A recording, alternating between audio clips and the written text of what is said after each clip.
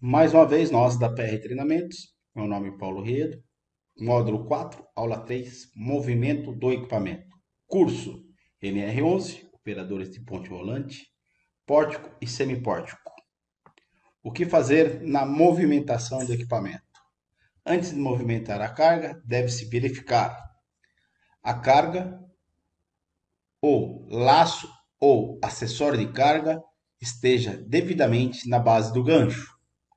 A carga esteja segura, equilibrada e devidamente posicionada no gancho, laço ou acessório de carga, logo após o levantamento de poucos centímetros do solo.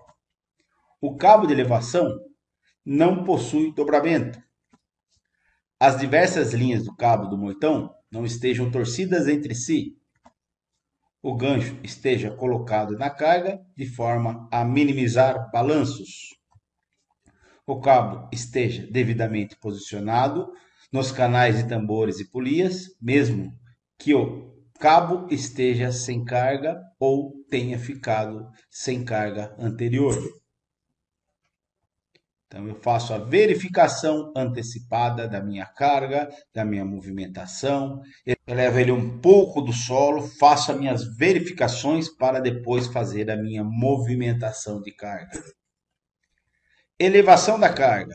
Antes de se iniciar um trabalho, um procedimento de extrema importância é se informar.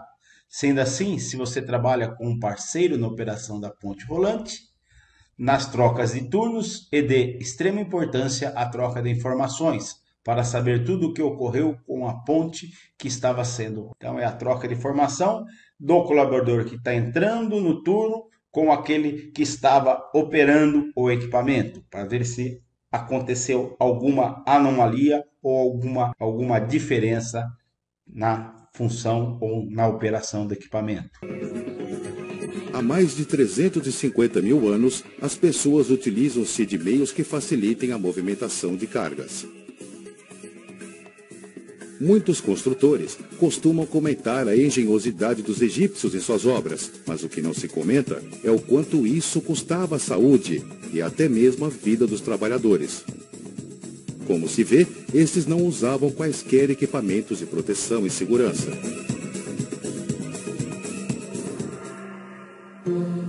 Pode-se exagerar utilizando uma armadura como exemplo de segurança. Porém, não seria possível trabalhar dessa forma.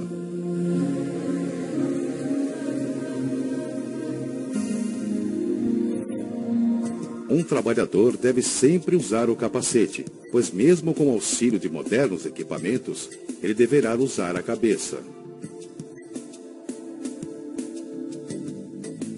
O trabalhador que preza a sua segurança usa também sapatos e uniformes adequados, trazendo consigo também as luvas.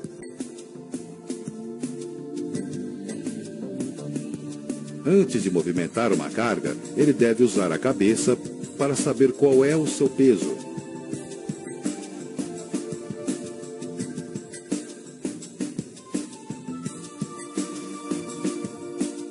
Mas sem suposições, pois isso é pouco profissional.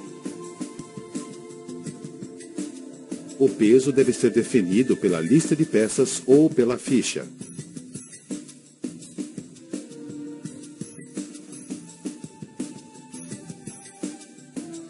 Pode-se também utilizar uma balança analógica ou mesmo digital para evitar erros de leitura.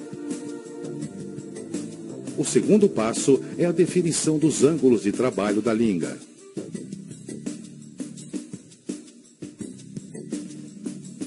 No caso mais simples, com uma linga de um ramal, a força nela aplicada corresponde ao peso da peça a ser movimentada.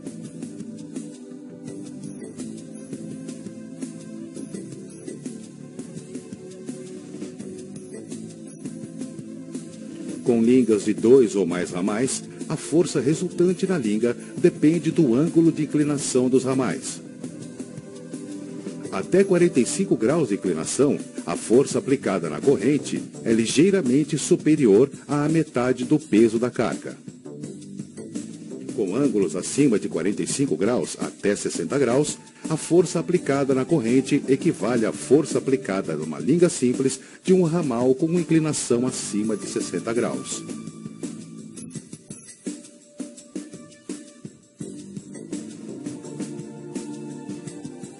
A força aplicada na corrente é maior que a carga a ser transportada em si.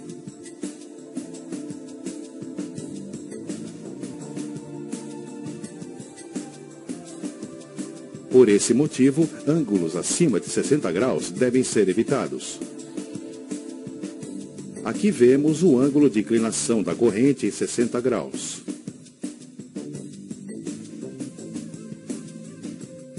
Para evitar isto, pode-se utilizar um travessão.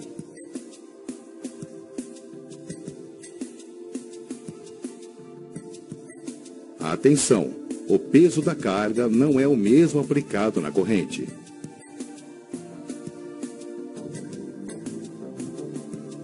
Em caso de dúvidas quanto ao tipo de linga a ser utilizada, consulte uma tabela ou os consultores técnicos da RUD.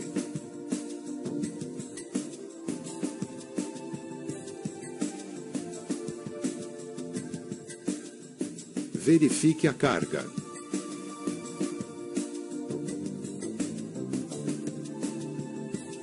Considere o ângulo de inclinação. Escolha o tipo de linga.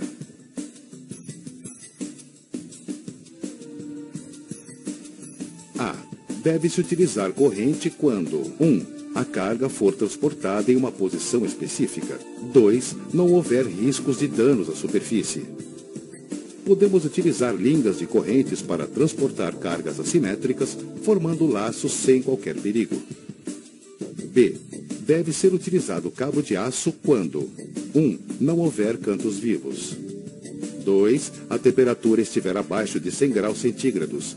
3. Não houver a necessidade de uma posição específica da carga. 4. Não houver riscos à superfície. C. Deve-se utilizar a cinta quando 1. A superfície possa ser danificada por cabos ou correntes. 2. Não houver cantos vivos.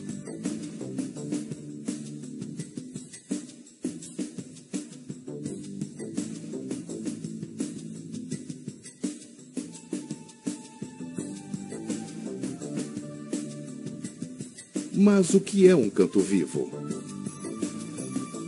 Será que esta moeda pode ser considerada um canto vivo?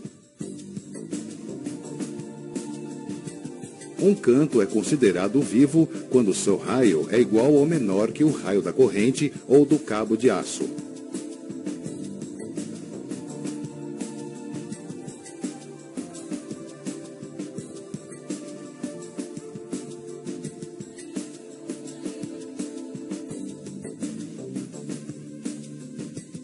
Esta moeda tem um raio de 14 milímetros. Portanto, para um cabo de aço de 10 milímetros, ela não é considerada como um canto vivo. O mesmo se aplica à cinta, assim como a corrente. Porém, ela será considerada canto vivo se o cabo tiver 16 milímetros de diâmetro. Os cantos vivos são perigosos. O canto desta viga tem um raio menor que o elo da corrente. No entanto, devido ao seu superdimensionamento, a corrente é poupada.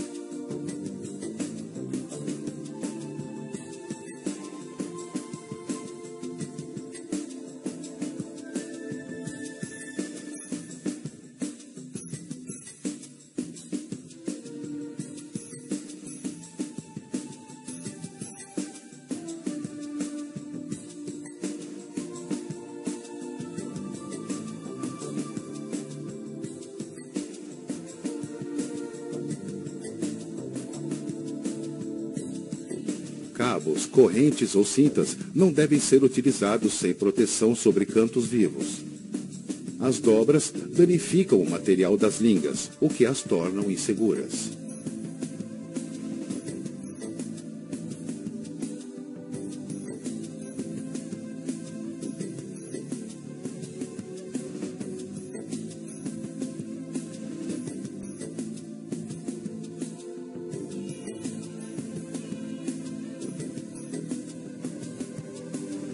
Desde que estejam protegidas, as cintas podem ser utilizadas em cantos vivos, como no caso desta bobina.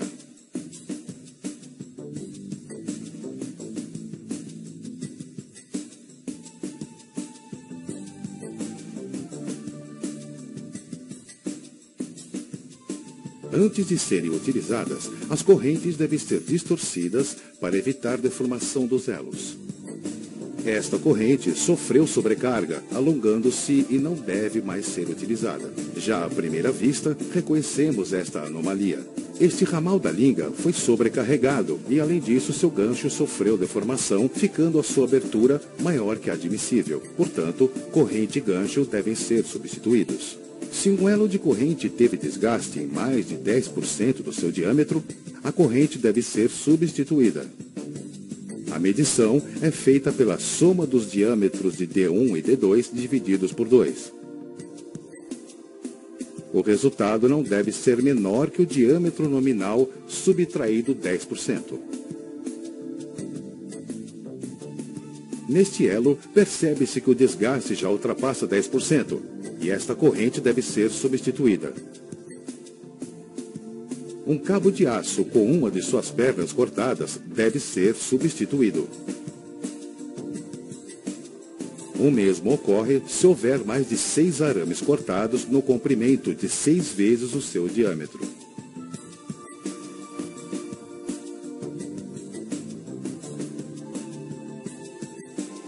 Uma cinta apresentando alguma espécie de corte também deve ser substituída.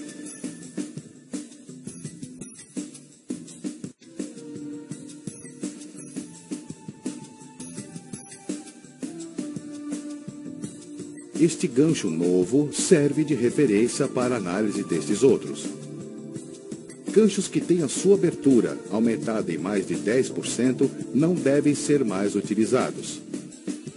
10% não é muito, mas o suficiente para alterar a sua segurança, principalmente quando a trava não fecha mais no gancho.